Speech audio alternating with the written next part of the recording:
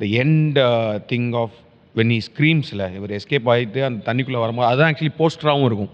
ஆமாம், அந்த top angle shot படத்தோட போஸ்டர் வந்து அவர் அந்த தண்ணியிலேருந்து அந்த ஷர்ட்டெல்லாம் ரிமூவ் பண்ணிட்டு கத்துவார் அந்த இது.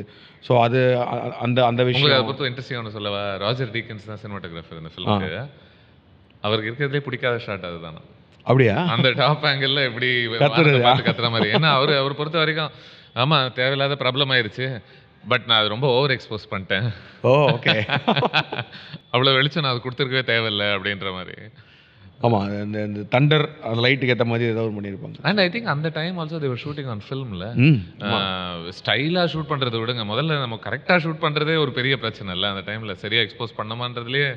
But there all like Roger டிக்கின்ஸ்லாம் வந்து is like master and thing.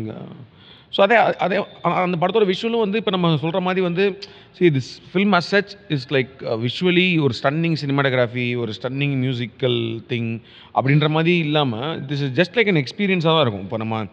இப்போ அந்த கேரக்டர் இருக்கார்ல மெயின் ப்ரொட்டாகனிஸ்ட் வந்து நம்ம 2 பேருமே ப்ரொட்டாகனிஸ்ட்னு தான் சொல்லணும் நம்ம.